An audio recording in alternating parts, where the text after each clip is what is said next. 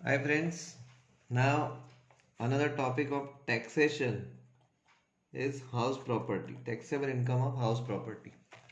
House property में काफ़ी rules है और ये रूल्स ये भी फाइंड करने के भी हैं, बट ये जो रूल्स है वो आपको मैं बड़े सम में समझाऊंगा क्योंकि बड़ा सम 20 मार्क्स का आएगा, तो उसमें ही आपको रूल्स में बता दूंगा। और ऐसा सम आने की प्रोबेबिलिटी 110% रहेगी, तो ध्यान से समझिएगा क्योंकि ये भी बड़ा वेटेज है। 20 मार्क्स तक का ये सम हो सकता है और एग्ज़ाम में ये सम अटेंड करने से और सैलरी का सम अटेंड करो आप लोग, तो 20 मार्क्स अगर आ गए आपके, तो 40 मार्क्स वो और एमसीक्यू के भी हम लोग आपको हेल्प करेंगे, तो 50 आउट ऑफ 50 आप लोग को मिल सकते हैं। तो let's start with the sum number 19 of house property. यहाँ 19 सम है, उसका नाम है श्री रजनीकांत शाह। और ये सम काफ़ी इंपॉर्टेंट सम इसलिए है कि काफ़ी सारे पॉइंट्स इसमें कवर हो जाएंगे। तो पहले हम लोग जैसे 19 सब मैंने लिख दिया, यहाँ पे हम लोग लिखेंगे कंप्यूटेशन। इट इज़ कंपलसरी, हम लोग को लिखना ही पड़ेगा क्योंकि अगर आप ये हेडिंग नहीं दे रहे हो, लिख नहीं रहे हो, तो आपके मार्क्स कट जाएंगे। Computation of taxable income of Shri Rajinikanth ही नाम है, मैं चेक करने गया था।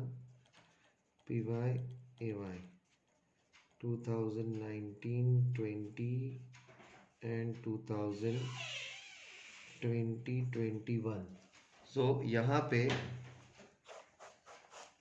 हम लोग कैलकुलेशन कर रहे हैं अभी पर्टिकुलर्स अमाउंट।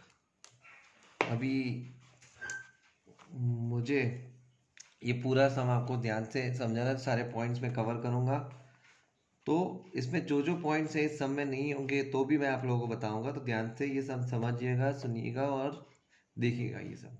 तो यहाँ पे हमें 3 हाउस दिए गए, तो मैं 3 कॉलम बना दूंगा यहाँ पे।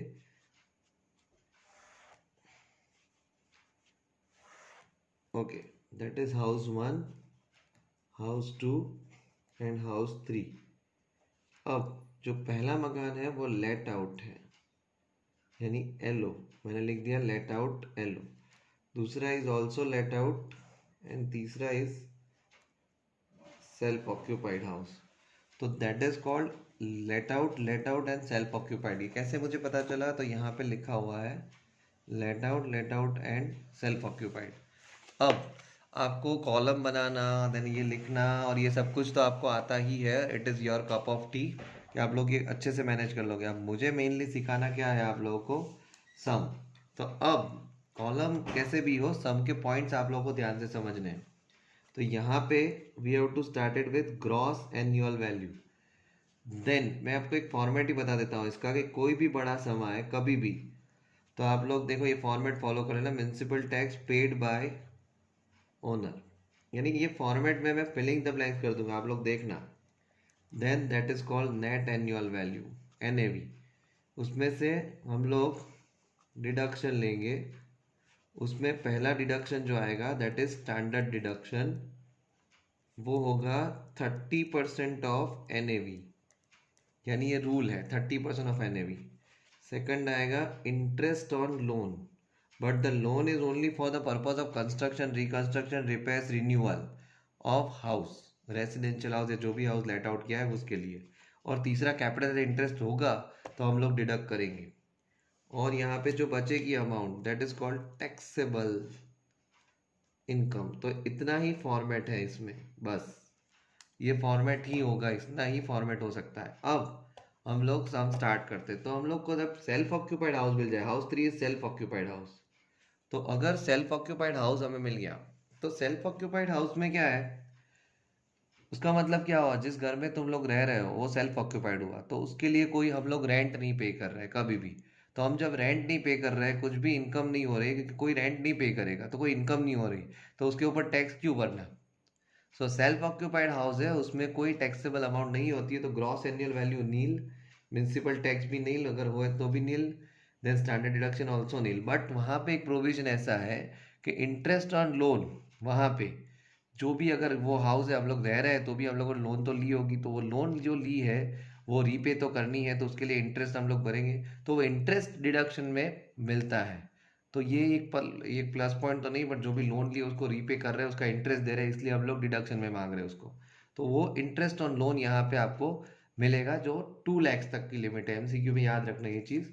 तो अब यहाँ पे इंटरेस्ट ऑन लोन हम लोग देख लेते हैं। तो यहाँ पे दिया है क्लियर कट आपको मिलेगा। The point number 7, interest on loan for construction that amount is 35,000।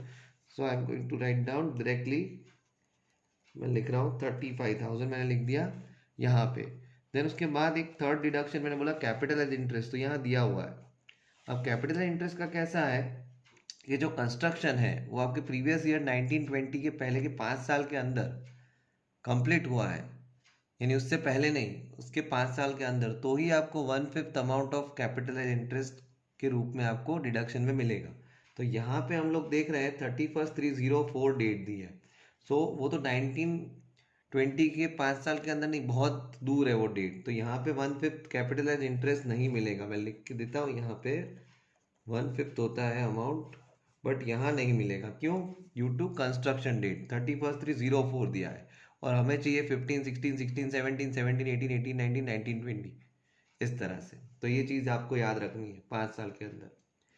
अब यहाँ पे जो आंसर आ गया मेरा, वो तो आ गया -35,000, तो इसके तो मुझे 2 मार्क्स सिक्योरली मिल गए, सॉरी ये लॉस हो गया। अब let out for resident, let out for business, तो यहाँ पे सबसे पहले ये देखना है हर एक सम में कि स्टैंडर्ड रेंट दिया है कि नहीं दिया है। हाँ दिया है। अगर स्टैंडर्ड रेंट नहीं दिया है तो बाकी के जितने भी रेंट है उसमें से जो ज़्यादा है दैट इज कॉल्ड जीएवी, वो डायरेक्टली यहाँ पे लिख देना आप लोग जीएवी में। बट स्टैंडर्ड रेंट यहाँ पे हमको दिया गया है, तो अब हम लोग वर्किंग करेंगे। Working note number 1, calculation of GAV. हर एक वर्किंग कंपलसरी होती है एग्जाम में, ये चीज़ आपको याद रखनी है। तो अब जीएवी की वर्किंग नोट स्टैंडर्ड रेंट दिया है, तो हाउस 1, हाउस 2।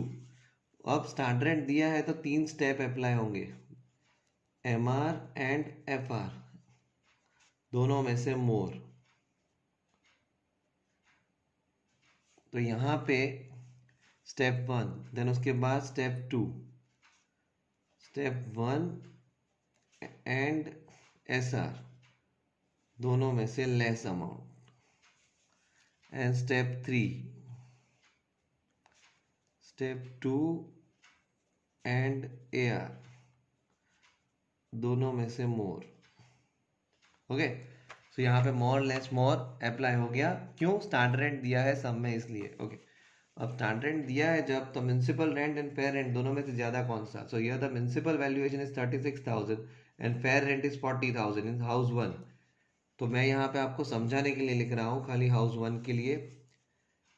यहाँ पे आपको दिया है, पहले हाउस 1 देख लेते हैं हम लोग। 36 एंड 40 दोनों में से ज़्यादा कौन सा है? 40,000 मैंने लिख दिया यहाँ पे। देन स्टैंडर्ड रेंट दिया है यहाँ पे 42,000, तो मैं लिखूंगा स्टेप 1 के 40,000 एंड स्टैंडर्ड रेंट के 42, दोनों में से लेस कौन सा है? 42,000, नहीं सॉरी 40,000। ओके, तो यहाँ पे ये 42,000 दिया था इसलिए 40,000 आ गया। अब आया एक्चुअल रेंट, तो रेंट रिसीवेबल, एक्चुअल रेंट के इतने नाम होते हैं, rent receivable, monthly rent, actual rent, annual rent, ये सब उसके नाम है। तो यहाँ पे एनुअल रेंट दिया है 36,000। अब यहाँ पे आपको एक चीज़ नहीं दी है, वैकेंसी पीरियड और अनरियलाइज रेंट, यानी ये सब में सारे पॉइंट्स आ गए, समझो हाउस प्रॉपर्टी के सारे पॉइंट्स एक ही सब में कवर किए गए, वैसा आप लोग समझ लो। तो ये वैकेंसी पीरियड है, तो vacancy period always actual rent के ऊपर ही कैलकुलेट होगा, क्योंकि हाउस वैकेंट रहता है तो एक्चुअल रेंट नहीं मिलता। और वो हमेशा एक गुरु मंत्र देता हूँ, वो 2 बार डिडक्ट होगा, यानी वैकेंसी पीरियड की अमाउंट हम कैलकुलेट करेंगे और 2 बार डिडक्ट करेंगे, बाद में हम लोग कंपेयर करेंगे, आंसर आएगा हमारा। तो देखते जाओ आप लोग। और अनरियलाइज रेंट एक्चुअल रेंट के ऊपर ही कैलकुलेट होगा और उसमें से ही डिडक्ट होगा। अनरियलाइज रेंट मतलब जो टेनेंट रह रहा है, भाड़ुआत रह रहा है बट रेंट नहीं दे रहा है, तो उसको क्या बोलते हैं? Unrealise rent. सो हियर यहाँ पे actual rent, that actual rent amount is 36,000, उसमें से माइनस वैकेंसी पीरियड 36,000, कितने मंथ है? 1/12, 3,000, सो रिमेनिंग अमाउंट इज 33,000 यहाँ पे। और मैंने बताया वैकेंसी पीरियड 2 बार डिडक्ट हो गया, यानी स्टेप 2 में से स्टेप 1 तो भूल जाओ, क्योंकि स्टेप 2 आने के बाद स्टेप 1 का कंपेरिजन करने के बाद ही स्टेप 2 मिला है। वैकेंसी पीरियड में यहाँ से डिडक्ट करता हूँ 3,000, तो year it is 37,000। Then unrealise rent हमें दिया है, तो अनरियलाइज रेंट भी यहाँ से डिडक्ट होगा। अनरियलाइज रेंट इज 4,000, तो यहाँ हमें अमाउंट मिली 29,000। अब 29,000 एंड ये जो अमाउंट है हमारी 37,000, ये और ये दोनों में से ज़्यादा ये है, तो ये क्या बन गया, GAV। ऐसे कंपेयर करते हैं 37 एंड 29, दोनों में से ज़्यादा कौन सा, ये। तो पूरा ये कैलकुलेशन GAV का जो सबसे टफ कैलकुलेशन है, जो भी बोल लो, जितने भी पॉइंट्स ये हो, इसी पे आ गए हाउस 1 में। अब हाउस 2 करते हैं कैलकुलेशन में। देखो हाउस 2 में आपको दिया है फेयर रेंट 90 और म्यूनसिपल रेंट दिया है, सॉरी म्यूनसिपल रेंट दिया है 90, फेयर रेंट इज 84। दोनों में से ज़्यादा कौन सा, 90। देन स्टैंडर्ड रेंट दिया है, नहीं स्टैंडर्ड दिया ही नहीं है सम में, सो दैट्स इट। तो मैंने पहले ही बताया था कि स्टैंडर्ड रेंट अगर नहीं दिया है तो आप लोगों को यहाँ पे समझ लो कि स्टैंडर्ड दिए तो कंपैरिजन नहीं करनी, जो whichever is more should be consider as our GAV। तो यहाँ पे स्टेप करने की ज़रूरत नहीं रहेगी, सीधा आप लोग कंसिडर कर सकते हो 90,084 एंड रेंट रिसीवेबल इज 72। तो सब में तीनों में से ज़्यादा कौन सा है, 90,000 हमें दिख रहा है, क्योंकि स्टैंडर्ड रेंट नहीं दिया है। तो यहाँ पे हम लोग डायरेक्टली सीधा 90,000 लिखो, यहाँ पे आप लोगों ने 37,000 ढूंढ लिया है, वो लिखो। क्लियर। बट यहाँ पे एक डेट दी है, देखो पूरा सम में ट्विस्ट यहाँ पे है। देखो मैं बोला इतना इजी सम नहीं हो सकता। 30 जून 19, यानी आपका जो प्रीवियस ईयर है, जो प्रीवियस ईयर की डेट है वो 1/4/2019 टू 31 मार्च 2020 है। और ये तो जून में इसका तो कंस्ट्रक्शन कंप्लीट हुआ है, तो अप्रैल मई में वो मकान, अप्रैल मई एंड जून 3 मंथ्स ये मकान बना ही नहीं था, तो रेंट पे कैसे दे सकते हैं। तो 3 मंथ्स के लिए अब लोग टैक्स नहीं भरेंगे, तो ये पूरा कैलकुलेशन 9 मंथ के लिए होगा। तो यहाँ पे जो 90,000 है वो 12 मंथ के लिए है। तो अब हम लोग इसके ऊपर कैलकुलेशन करेंगे कैसे, तो आप लोग देखते जाओ। 90,000 डिवाइडेड बाय ये 12 मंथ का दिया है इंटू 9, 67,500, यानी यहाँ पे जो अमाउंट आएगी दैट अमाउंट इज 67,500 GAV। कैसे, तो मैं आपको एक कैलकुलेशन बता देता हूँ हाउस 2 का यहाँ पे, तो आपको समझ आ जाए और याद भी रह जाए। यहाँ पे एक डेट दी है 30 जून 2019, तो यहाँ पे अप्रैल मई और जून में कंस्ट्रक्शन नहीं था, 3 महीने गए, तो 9 मंथ बचे, तो 9 मंथ जो है, तो यहाँ 12 मंथ जो दिए है उसका 90,000, क्योंकि ये सब कुछ एनुअल वर्ड लिखा है, देखो हर एक जगह पे एनुअल एनुअल एनुअल, 12 मंथ का है। तो 12 मंथ पे 90,000, तो 9 मंथ पे how much, so it is 67,500। ये 67,500 जो आया वो अमाउंट मैंने यहाँ पे रख दी, और ये 37,000 तो यहाँ पे हम लोगों ने ढूंढ लिया था। तो अब ये पूरा GAV मैंने कैलकुलेट कर लिया, इसके बाहर का सम नहीं पॉसिबल है, समझ लो आप लोग ध्यान से। ये 9 मंथ वाला भी एक ट्विस्ट था, तो वो भी आ गया सम में, यहाँ पे डेट का, ये डेट का ट्विस्ट आया था तो भी। अब municipal tax paid by owner, इसमें भी रूल याद रखिए, municipal tax paid by owner अगर दिया है तो वही अमाउंट लेनी है। Payable by owner, unpaid by owner या paid by tenant, payable by tenant should not be considered. Local tax यानी म्यूनसिपल टैक्स रहेगा, और कुछ नहीं बोला तो we have to assume it is paid by owner. और municipal tax is always calculated on municipal rent, ये भी याद रखना आप लोग। 10% दिया हो तो वो म्यूनसिपल वैल्यूएशन या म्यूनसिपल रेंट की अमाउंट के ऊपर ही 10% कैलकुलेट होगा। तो यहाँ पे म्यूनसिपल टैक्स पेड कितना दिया है, 2,000 एंड 4,000, तो मैं यहाँ लिखूंगा 2,000 4,000, so here it is 35,000